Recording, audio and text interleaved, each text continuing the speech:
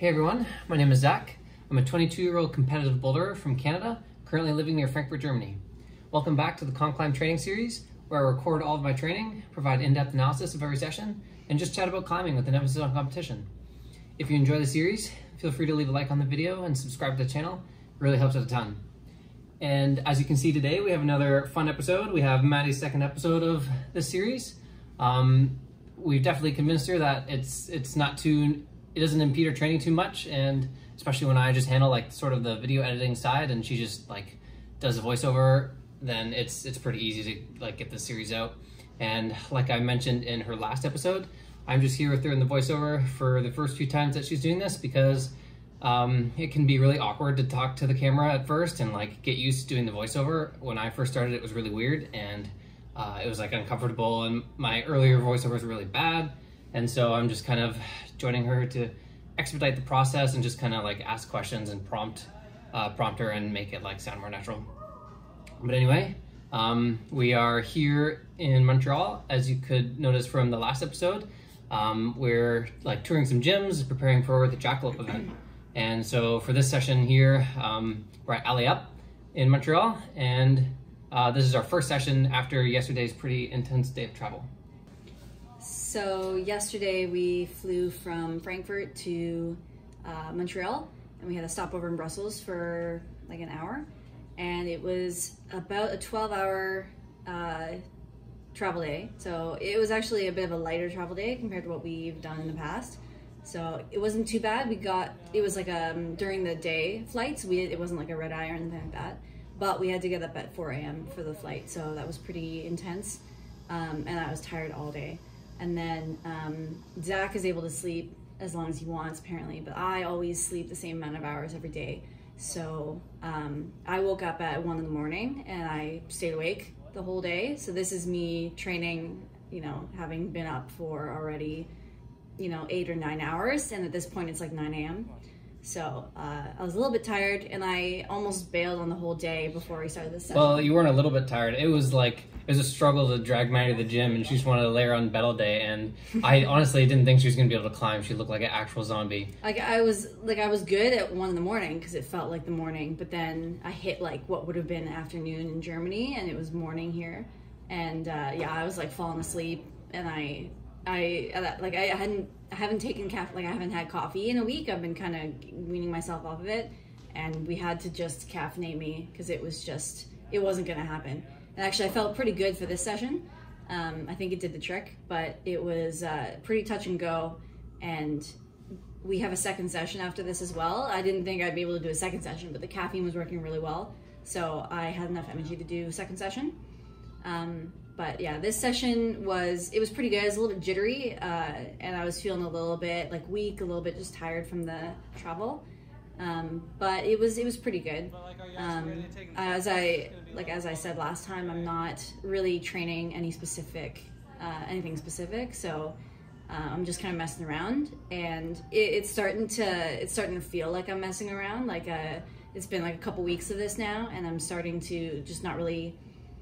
Like I'm getting some habits of like not really trying too hard, and this is like, so it's like a mental rest month, right? Yeah, this is like the pre-rest month, so I'm still trying to just have fun with it. But now that we've flown to Montreal for an event, it's now starting to feel like I wish I was training this whole time, because now I always want to give my best to every event, and now I don't know, like I'm just not feeling quite like I do when I usually go to comps, because I'm just having fun with it. But it's starting to not be as fun because now I got a comp coming up, and it's just this weird state that I've never been in before, and I'm just climbing as well as I can, and it's fine. Like my worst is not really that bad in the first place, so I don't have that much to worry about. But it just definitely isn't the gold standard I like to bring to World Cups.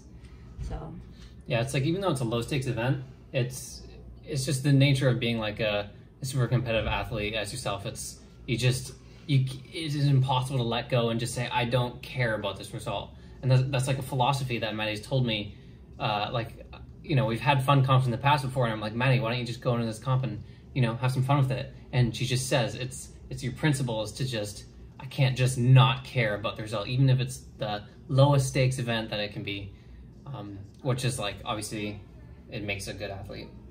Yeah, I try to always, like, no matter what the event is, I try to give the best effort I can, because like at the end of the day, like for me, I'm used to a certain level of competition results, and you know, dipping below what I'm usually used to just doesn't feel good. And like as a competitive athlete who's, you know, training full time for this, it's never like that's just not how I do things. So unfortunately, this event, I'm sort of going into it, you know, 50% myself.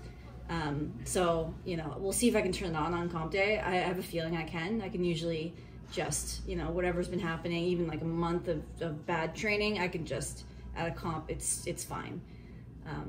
But this boulder here is actually really difficult, and that was kind of the theme of all the gyms we've been going to lately. Like the boulders are just so hard, and I'm almost not prepared to start trying really hard. I've been kind of messing around, so it's pretty overwhelming going to all these new gyms as well in Montreal.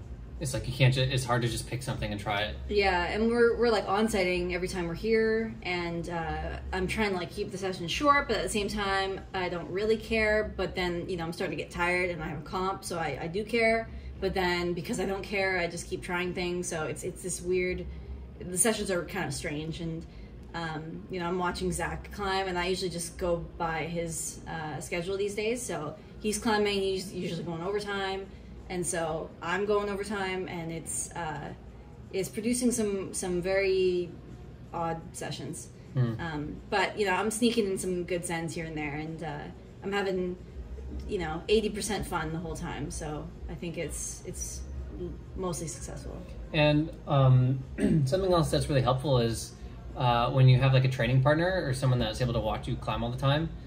Like obviously Maddie is really hard on herself and is like training, she's like a bit of a perfectionist, right? And she like wants to be the best that she can be all the time in training. First of all, also I'll mention right now that this is the second session of the day at Bloc Shop. So this is like the same day we finished our session at Allez Up, rested for a bit, and then now we're here at Bloc Shop for our second session. But yeah, like I was saying, Maddie is very hard on herself all the time, and often like hyper focuses on her failures and her like shortcomings in training, as like, you know, most competitive athletes do. And so I always try to like highlight her successes and the strengths that I see that like I see in her day-to-day training. Like, you know, Maddie, you're climbing this boulder that's like really hard, and like you're looking really strong in it, and not a lot of people can do this. And meanwhile, you know, the nature of our relationship, she's just like, oh yeah, Zach, like that's kind of just your job to say these things, right? And it kind of sucks because she can never truly believe what I'm saying, and it just sounds like I'm trying to, you know, pat her on the back or like feed her ego or something. But I've always had this philosophy of where it's like really important to like, you know, be hard on yourself and, you know, scrutinize your failures for sure, and that's how you get better. But you also got to highlight the success, and you always got to take a step back and really appreciate like that you're doing something really hard and you're doing a lot of things well. And so that's something I try to encourage for Maddie, or like, you know, sort of reaffirm for her. And it's especially important like when she's having, you know, this sort of fun period of training and she's kind of feels like, you know, she's not at her 100%, she's still like really strong and really good at bouldering. And I just try to remind her of that. Well, I think the difference between us is like my definition of success is a little bit like the standard is a little bit higher. Like even just like sending a boulder, like if the boulder's not hard enough, you know, it's not worth mentioning, you know. So it's yeah, it's hard to find successes when I'm kind of post season and just messing around and I'm not really looking for anything, and I'm not performing the way I usually do, trying to just not think about it at all. But then again, I only think about the things I'm doing poorly. But yeah, I'm trying to like just learn a couple movements while I'm just messing around and just making the most of it. But there's some frustrating moments for sure, like especially with the comp coming up now in a couple days. I'm starting to feel the like, oh shoot, I should probably you know, start performing well and like actually try hard on the wall a little bit. So this boulder, for example, was... Well, here's something funny as well, is like you were trying this boulder and then you called me over because you were struggling to figure it out. Yeah, well, this one was supposed to be a flash. Like it's kind of a slab-ish kind of boulder, and usually I'm able to flash them, or at least within 5 minutes, but this one was taking so long and I was starting to get very frustrated. So Zach was climbing on the other side of the wall, You can see the wall he's climbing on in the background. And so I called him over because I just could not figure it out. And here I am, like, I think he's watching me on this attempt now, like behind the camera.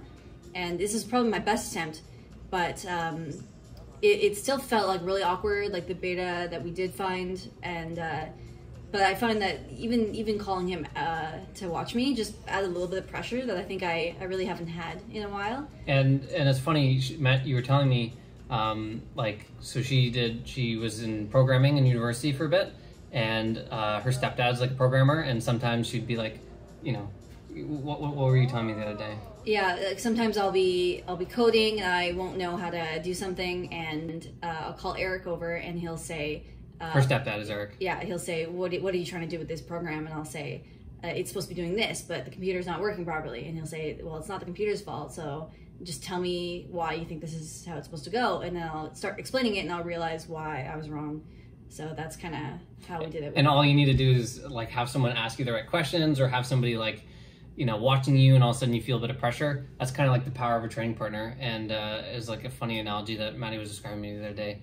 And so sometimes all she has to do is like call me over, and then, you know, I'll just watch her, and she'll, I don't know, try harder, or she'll just watch me climb and see like a way that I figure out beta. So yeah, that was kind of like what we were realizing on that boulder. We both kind of pieced it together and sent it both in the end. That was like a V9, and Bloc Shop's grades are usually like kind of 1 to 2 grades soft. So usually the 9s go like pretty fast, and me and Maddie were really struggling with that. That took us like 20 minutes to do or something. That kind of ate up all of our session, and then we finished there. But yeah, that was our session at Bloc Shop. And so now the Jackalope event that we were talking about is in a couple days from now. We have tomorrow, we're gonna go check out a new gym. Well, I guess it's not that new anymore, actually. It's been open for like 6 months or something, but we still haven't got the chance to visit it. We've heard a lot of good things about it. It's called Rose Block. And then there's also another cool gym called Beta Block that we've also heard good things about that we haven't checked out yet. So we're gonna go check out these new gyms tomorrow, and it should be a lot of fun. But we gotta try and rein ourselves in, because, you know, we got a comp coming up and we don't want to overdo it, don't want to lose too much skin. But yeah, enjoying our time here in Montreal and getting psyched up for the Jackalope event.